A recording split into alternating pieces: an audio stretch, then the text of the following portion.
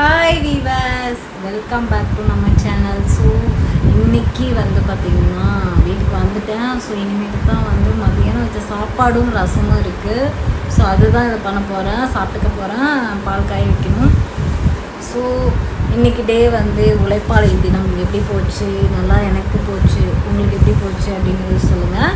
So தினம் வந்து உங்கள்கிட்ட பேசிட்டு போகும்போது கொஞ்சம் மனசுக்கு ரிலாக்ஸாக இருக்கிறதுனால இன்றைக்குமே பேசிட்டு படுக்கலான்னு சொல்லி பேசுகிறேன். பெருசாக வந்து வீட்டில் இன்றைக்கி என்ன வேலை இருக்குது, துணி மட்டும் போடணும் சரிங்களா, வேறு எந்த வேலையும் இல்லை. வேறு எல்லாமே மதியானமே முடிச்சுட்டு தான் கடைக்கு போனேன். அதனால் எனக்கு எந்த வேலையும் இல்லை. ஸோ இன்றைக்கி டே உங்களுக்கு எப்படி போச்சு அப்படிங்கிறது சொல்லுங்கள். காலையில் ஒரு வீடியோ போட்டிருந்தேன். அந்த வீடியோவுக்கு வந்து நிறைய பேர் வந்து சூப்பராக ரெஸ்பான்ஸ் பண்ணி பேசியிருந்தீங்க. ஸோ 2 நாளைக்கு முன்னாடின்னு நினைக்கிறேன், 4 டேஸ்க்கு பிஃபோர். அதில் வந்து பார்த்திங்கன்னா நிறைய பேர் வந்து அடுப்பை தொடச்சிட்டு படுங்க அப்படிங்கிற மாதிரி சொல்லுவீங்க. சரி, உங்களோட இதுக்காக நான் இன்றைக்கி அடுப்பை தொடச்சிட்டேன், வாங்க காட்டுறேன் சரிங்களா. நீங்கள் சொன்னதை நான் கேட்கணும் இல்லையா. ஸோ அடுப்பை வந்து ஃபுல்லாக க்ளீன் பண்ணிட்டேன். இங்கே பாருங்கள், அடுப்பை க்ளீன் பண்ணி வச்சுட்டு படுங்க அப்படின்னு சொல்லியிருந்தீங்க. ரொம்ப தேங்க்யூ. உங்கள் வீட்டு போனாவே நினச்சி எனக்கு சொன்னதுக்கு. ஸோ எல்லாமே க்ளீன் பண்ணி கழுவி வச்சுட்டேன். இன்றைக்கி சாப்பிட்டு தூங்கணும், அவ்வளோதான், வேறு எந்த வேலையும் இல்லை. எனக்கு பெருசாக வந்து பெரியவங்க யாருமே வந்து சின்ன வயசுலேருந்து சமைக்க சொல்லித்தரவோ இந்த மாதிரிலாம் யாருமே இல்லை. அதனால் வந்து கடையிலேருந்து டயர்டாக வந்தேன்னா மோஸ்ட்லி வந்து மதியானம் க்ளீன் பண்ணதோடு விட்டுருவேன். அதுக்கப்புறம் க்ளீன் பண்ண மாட்டேன் சரிங்களா. நைட்டு வந்து மோஸ்ட்லி க்ளீன் பண்ண மாட்டேன் கிச்சனை. காலையில் எழுந்திரிச்சு தான் வேலை செய்வேன்.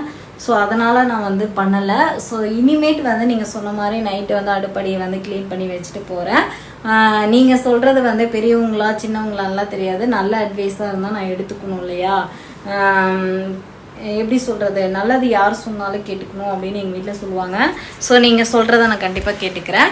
இந்த மாதிரி ஏதாச்சும் நான் ஒரு தப்பு பண்ணியிருந்தாலோ உங்களுக்கு பிடிக்கலனாவோ நீங்கள் சொன்னீங்கன்னா ஸோ எனக்கு அது தப்புன்னு தெரிஞ்சிச்சுன்னா நான் திருத்திக்கிறேன்.